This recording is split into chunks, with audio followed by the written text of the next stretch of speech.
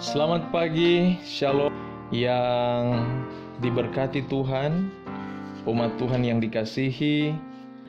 Di pelajaran sekolah sahabat kita, yaitu pelajaran keempat di triwulan ketiga ini, tahun 2021, dengan judul Harga dari Istirahat. Yang ayat hafalannya terdapat dalam Mazmur 51, ayatnya yang ke-12. Jadikanlah hatiku tahir ya Allah, dan perbaharuilah batinku dengan roh yang teguh.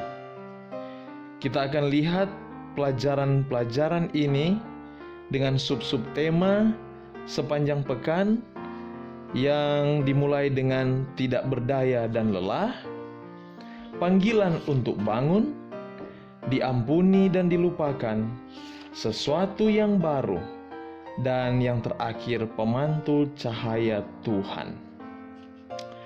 Kalau kita melihat keseluruhan pelajaran ini, kita akan menemukan bagaimana keadaan kita apabila kita berdosa, dan bagaimana kita bangun dari dosa itu. Saudara-saudaraku yang kekasih di dalam Tuhan kita, saya ingin membahas secara keseluruhan dari sub-sub tema yang sudah kita bacakan tadi. Kalau kita perhatikan di dalam pelajaran-pelajaran ini, ada satu kisah yang sangat menarik untuk menjadi contoh yang sangat-sangat penting bagi kita manusia yang hidup di bawah dorongan dosa. Kita memiliki kealamian dan kecenderungan-kecenderungan dosa. Namun ada satu peristiwa yang sangat baik untuk kita perhatikan, yaitu satu peristiwa yang menceritakan mengenai kehidupan Daud tentang dosanya dan bagaimana dia bertobat. Saudaraku yang kekasih, dosa itu sangat merenggut istirahat kita. Dosa itu sangat merenggut akan nyawa kita sekalipun.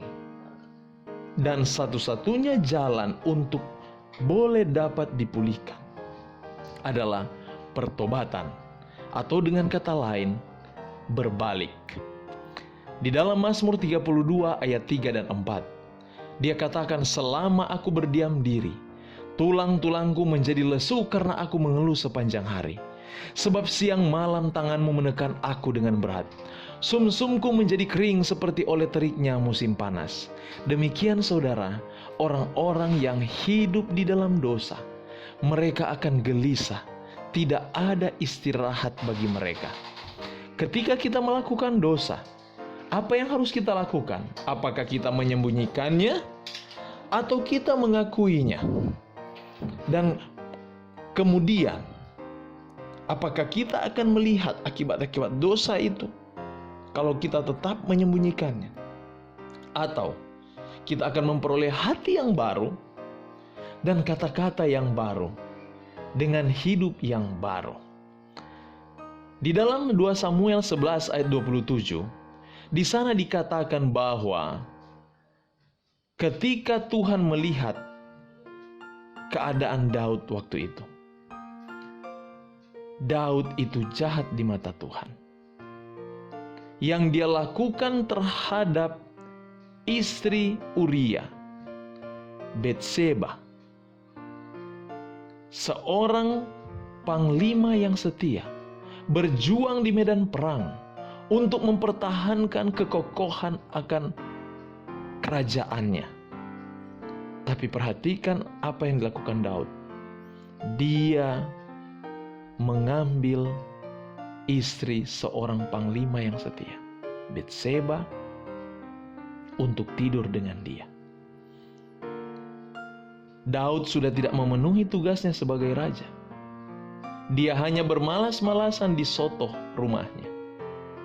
Dan ketika dia menghadapi pencobaan, ganti dia berpaling dari pencobaan, dia menikmati pencobaan itu. Saudara lihat proses kejatuhan Daud dan akibat-akibat dari serangkaian kesalahannya. ketika dia menikmati pencobaan, dia mencari cara untuk menemukan bagaimana dia dapat memenuhi keinginan hasrat nafsunya itu, yang akhirnya dia juga melakukan dosa. Saudara, ini hal yang dilakukan oleh Daud terhadap Uria. Dia semau coba menyembunyikan dosa itu dengan cara mengelabui Uria, seorang panglima yang baik dan setia kepadanya. Dia mencoba untuk memabukkan Uria, untuk memenuhi akan keinginan-keinginannya.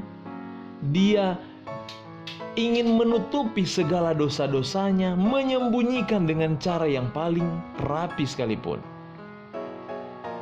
Tapi dia lihat ini belum berhasil. Uria yang setia walaupun mabuk, dia tidak mau tidur dengan istrinya. Betapa setia pahlawan Kristen ini. Dan apa yang dilakukan Daud? Dia menempatkan Uria pada posisi yang berbahaya dan mengatur rencana untuk membunuh Uria. Selesai dia lakukan semuanya itu, dia coba menyembunyikan dosanya dengan menikahi Batseba. Oh saudara, betapa besar dosa yang dia lakukan. Dan ini adalah sifat dosa itu. Semakin kita menyembunyikannya, semakin banyak dosa-dosa yang akan kita lahirkan kembali. Tapi Tuhan berdiam diri. Dia mengizinkan semua peristiwa ini terjadi dalam kehidupan Daud. Dan sampai pada titik di mana Tuhan harus bereaksi terhadap dosa Daud yang terang-terangan itu, dia utus Nabi Nathan. Dan Nabi Nathan di dalam kebijaksanaan menggunakan perumpamaan untuk menjamah hati nurani Daud. Ia membangkitkan rasa keadilan Daud dan pengalamannya sebagai seorang gembala. Sehingga datang Mazmur 51 ini sebagai doa pertobatan Daud. Dia bertobat melampaui perasaan bersalah atas dosanya terhadap Uria dan Batseba. Ia sadar bahwa ia telah berdosa terhadap Allahnya. Dosa-dosa kita akhirnya menyakiti Tuhan dan menancapkan paku lain ke tiang salib yang mengarah ke surga di Golgota. Berkat pengorbanan Yesus kita memperoleh tanggapan langsung terhadap pertobatan sejati. Tuhan telah menjauhkan dosamu. Jawaban yang sama yang dicatat dalam 2 Samuel 12 ayat 13. Lalu berkatalah Daud kepada Nathan, "Aku sudah berdosa kepada Tuhan." Dan Nathan berkata kepada Daud, "Tuhan telah menjauhkan dosamu itu. Engkau tidak akan mati." Pertobatan yang sesungguhnya disertai dengan penyesalan yang dalam dari orang berdosa itu. Dalam 2 Samuel 12 ayat 6, "Dan anak domba betina itu harus dibayar gantinya 4 kali lipat karena ia telah melakukan hal itu dan oleh karena ia tidak kenal belas kasihan." Ini pernyataan Daud, tetapi dengan bahasanya sendiri dia terperangkap bahwa dosa itu adalah perbuatannya sendiri. Daud langsung diampuni, namun Tuhan tidak menahan akibat dari dosa-dosanya tersebut. Daud menerima hukuman dengan kehilangan 4 putranya. Putra pertama dari Batseba, Amnon, Absalom, dan Adonia. Ini 4 putra yang hilang dari rumahnya. Setiap dosa ada konsekuensi. Namun pertobatan juga memiliki konsekuensi itu sendiri. Daud mendapatkan kembali dalam Mazmur 51:12, kegirangan karena selamat yang daripadamu. Ada satu kegirangan ketika Tuhan mengampuni seorang pesina seperti Daud, mengampuni seorang penipu dan pembunuh. Tidakkah ia juga mengampuni saudara dan saya? Saudara, perhatikan kasih karunia Tuhan begitu besar, sehingga ia selalu bersedia mengampuni kita, berapa besar pun dosa-dosa yang telah kita lakukan. Kita akan diberikan hati yang baru, hati yang tahir. Dalam hal ini hanya Roh Kudus yang dapat mengubah hati. Ia menuntun kita pada pengudusan, menjadikan kita baru, menguatkan kita untuk mengalahkan pencobaan, dan memberikan kita ketenangan, memberikan kita istirahat itu. Daud merasa malu akan dosanya. Dia tidak melupakan noda dalam kisah hidupnya. Namun ada sesuatu yang lebih besar dari rasa malu itu, yang disebut dengan pengampunan. Dalam buku Thoughts from the Mount of Blessing, chapter 5, page 114, yang ditulis oleh hamba Tuhan, Nyonya Ellen G. White. Pengampunan Allah tidak semata-mata suatu tindakan yang berkaitan dengan pengadilan yang olehnya ia membebaskan kita dari penghukuman. Itu bukan hanya pengampunan dosa, tapi juga pengeluaran dari dosa. Adalah luapan kasih yang menebus dan mengubah hati kita. Tuhan Yesus memberkati saudara dan saya ketika kita datang dengan segala kerendahan dan penyesalan, mengakui dosa-dosa itu dan meninggalkannya oleh karena kita mengasihi Juru Selamat itu. Tuhan Yesus memberkati kita. Amin.